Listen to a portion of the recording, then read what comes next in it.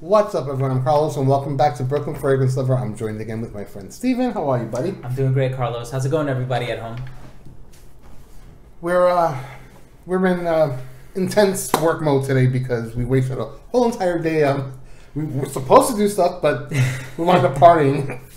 We hadn't seen each other in 2 weeks, so we had some catching up to do. We had a friend in town. Yep. So we ate, we drank, we're festive. Yeah, we're we silly. had a good time. I got sloppy on Facebook. Nothing new. Links down below. Maybe not. So, the new release from Yves Saint Laurent. Cool. Called Y, which stands for Generation Y, yeah? Generation Y, yeah. So people born in the 80s and the 90s. So that would be Generation Y. Not me.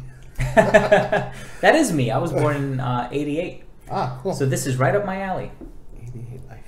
88, yeah. 29 years old. It's their first release in a long time. Yeah, yeah. They've been milking Loan since 2006. 2006, yeah. 14 flankers of Loan. 10 years. Of milking. More than 10 years, yeah. Because the most recent was 2017. That was Eau Electrique. Mm-hmm. Yeah. I mean, they have a lot of original releases. You know, they have Jazz, they have Kuros, they have Opium. But it's nice to see a new original release. And there's also the Vestiaire collection. Sure. Which are great, really. But it's a luxury line. Tuxedo is really Tuxedo, good. yeah. Sure. And they added a night version, 3 more, so there's 7 altogether. Nice. But that's not in their mainstream signature collection for men. So this is the first release since 2006. It came out this year in 2017. I've been waiting for it. It was on the top of my list. Me too. To get it. And I was down in Florida, and I said, let me take a shot at Nordstrom. Okay. I called. It was there. Boom, mommy, we're going to the Aventura Nordstrom Mall. or, oh, you're not done with the story. Yeah, that's it. We went. So what's the difference between Nordstrom and Nordstrom Rack? My mother took me to that one first. They carried, it's like the outlet. Oh, gotcha. Is that, okay. So I was really bummed, and I went home and I was sulking like a little baby that I am.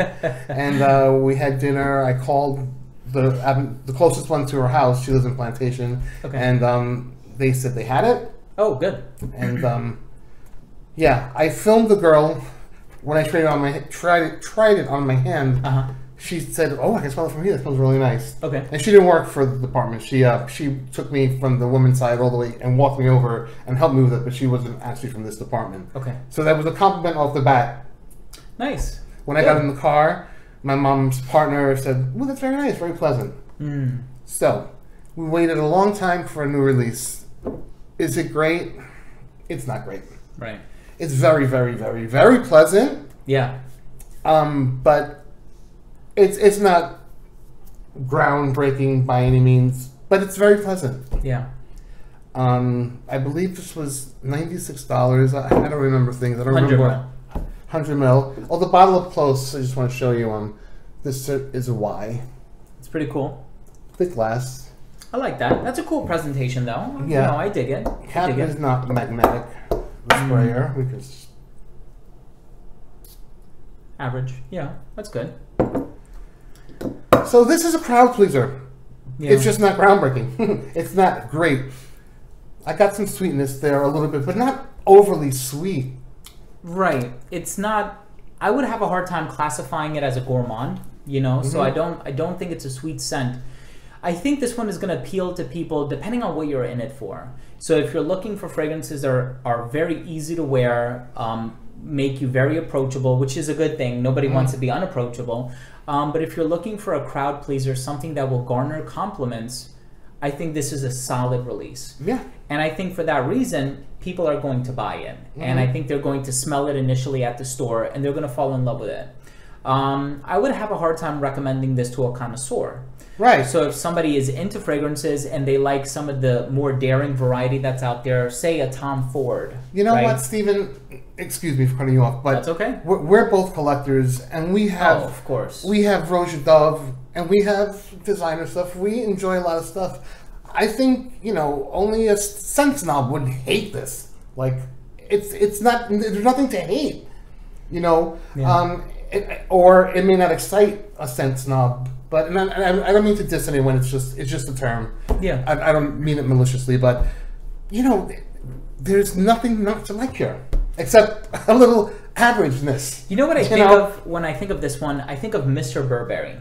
Not that they smell the same, but I think the reception is similar. Yeah. That, oh, this was their take at so-and-so. Whether we're talking about Sauvage or Invictus or whatever the case may be. Or Bleu de Chanel, right. And, Blue. But guess what? Like, every time I wear Mr. Burberry, I feel great.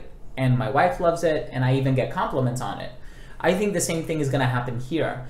Now, do I think people are going to turn around on this and end up loving it the way that they love Sauvage? You know, initially there was a little bit of like a... Yeah, that was one of them, guilty as charged. I don't think that's going to happen with this one.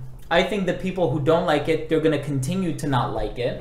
But I think there are people who are going to smell it initially and they're going to say, oh, I see what they were going for. And they're just going to continue to like it. But I don't get Bleu de Chanel in this. I don't get Sauvage in this. I don't get Dylan Blue in this. That was Mr. Burberry. Yeah. This one, it's its own fragrance. I've seen a couple of comments around, you know...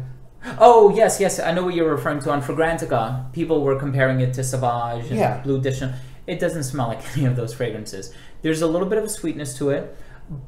At the same time, the note breakdown is a little deceptive too, because it has like musk and sage, and I'm like, no, not really. It just smells like a light tonka bean sweetness. Maybe there's a little bit of musk in there, but it's yeah. I mean, it's sweet. It's like a diluted Versace Eros almost. You know, it's sweet. There's nothing inoffensive about it. There's nothing offensive about it. Excuse me. It's inoffensive. I think it's a nice scent. I think it's pleasant.